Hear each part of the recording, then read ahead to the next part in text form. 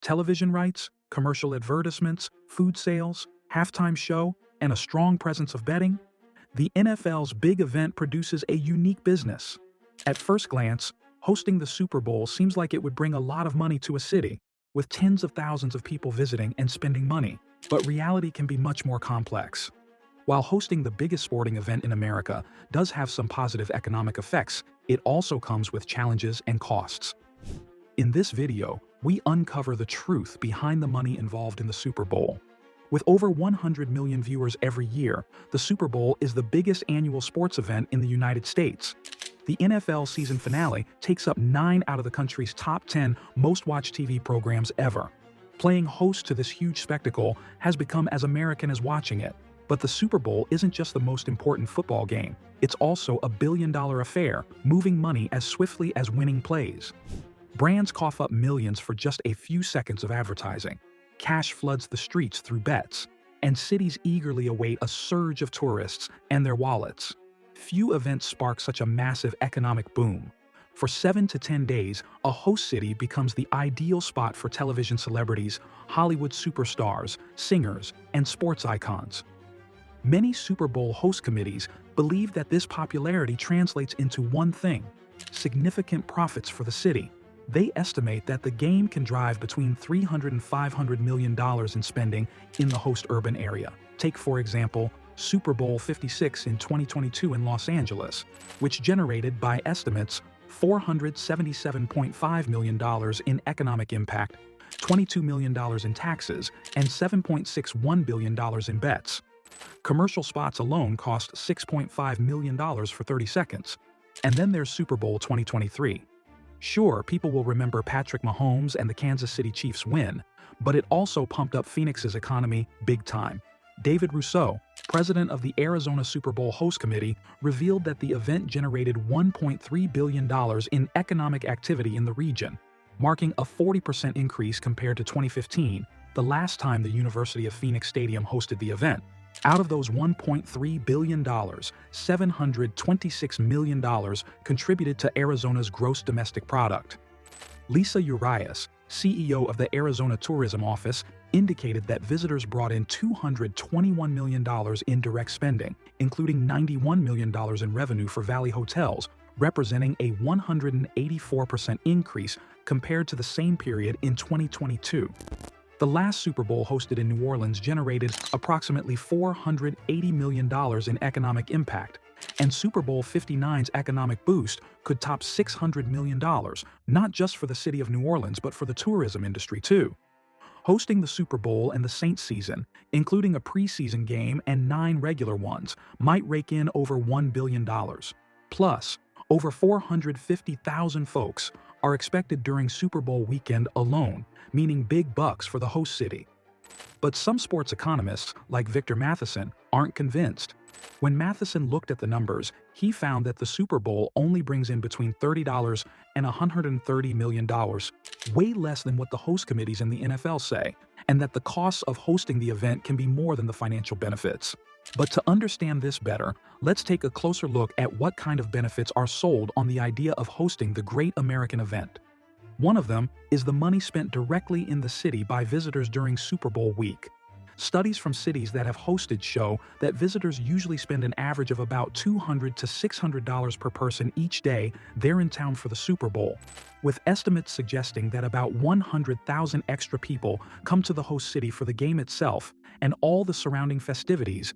That means tens of millions of dollars flowing into the local economy from spending on hotels, food, transportation, entertainment, and more. For example, when Los Angeles hosted the Super Bowl in 2022, visitors spent between $127.7 million and $258.5 million.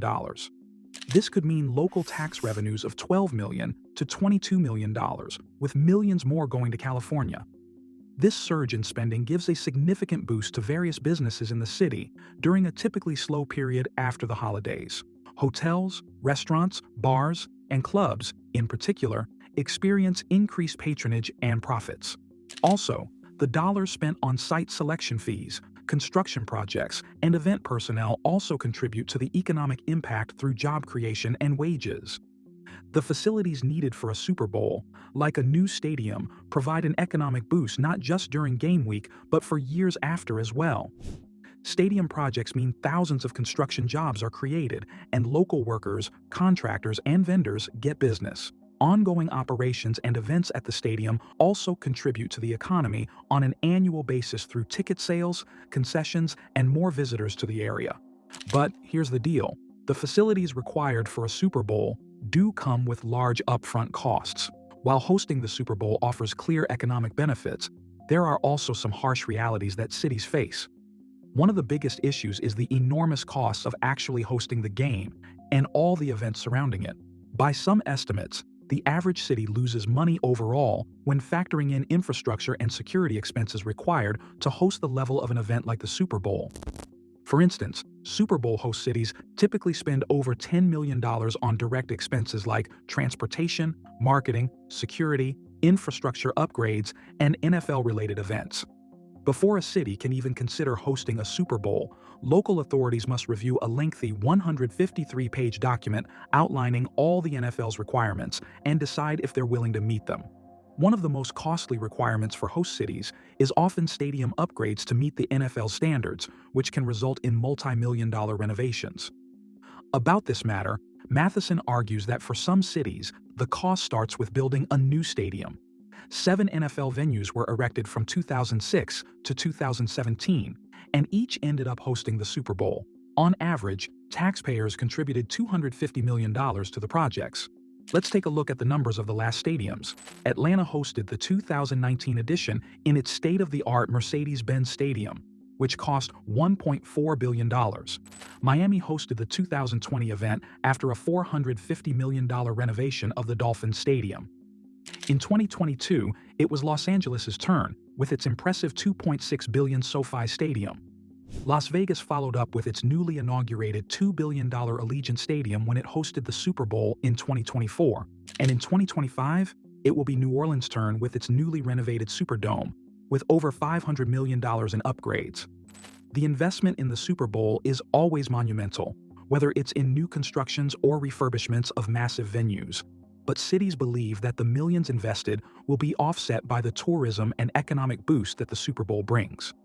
Although someone usually has to foot the bill for the multi-million-dollar football extravaganza.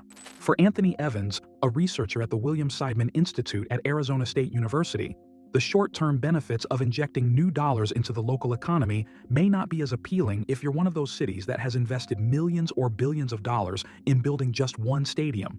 Going back to Atlanta's venue, that project cost $1.4 billion. Local authorities defend the investment, which is 50% public and 50% private, as the possibility of attracting important events to generate profits and recoup the construction costs. Matheson explains, "They say, look, you build the stadium and we'll bring you a Super Bowl. If the Super Bowl actually brings $400 or $500 million to the city, then all of a sudden, handing over $500 million in taxpayer subsidy looks like a pretty good deal." However, he warns that if the actual impact is less, taxpayers will be left with a huge white elephant without a return on their investment. Those infrastructure costs are then paid off over decades but come due up front for any new stadium or upgrades. So while such facilities provide benefits for years after, they represent a huge initial cost for any city government and taxpayers. Furthermore, some studies have questioned if new stadiums even provide the economic impact promised when seeking taxpayer funding. Jeremy Bowman from The Motley Fool points out that while the construction of new blockbuster stadiums can cost taxpayers hundreds of millions of dollars, most cities still seem to believe that the cost of hosting a Super Bowl is worth it for the economic benefits. However, the numbers don't always add up positively. Some academics argue that the real economic impact at the local level is much lower than the figures presented, and revenues do not exceed $50 million in some cities, considering operational costs, security, and setup, among others. On top of the city's direct expenses for the stadium, which the NFL doesn't pay for, the costs of extra security needed for a massive event like the Super Bowl are huge. For instance, in 2014, New Jersey gave the NFL an $8 million tax break, and NJ Transit lost up to $5.6 million transporting fans to the game. Nowadays, host cities have to be ready for anything, and that level of security doesn't come cheap. Traffic and congestion are another drawback for host cities, as streets and public transportation systems are overloaded with millions of extra people all trying to navigate the city at once. Locals may grow frustrated sitting in standstill traffic or dealing with sold-out hotels and restaurants.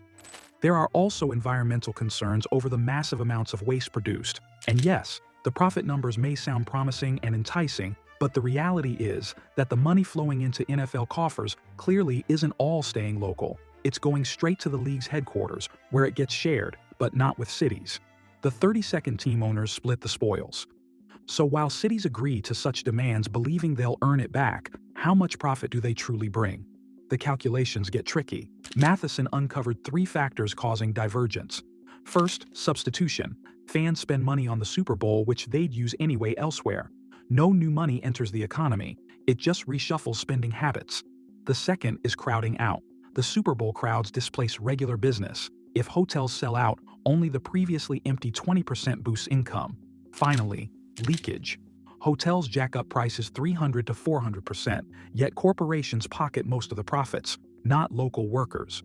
Shareholders benefit more than communities. Take Glendale, Arizona in 2008. Despite hosting Super Bowl 42, the mayor told ESPN that costs exceeded earnings by $1 million.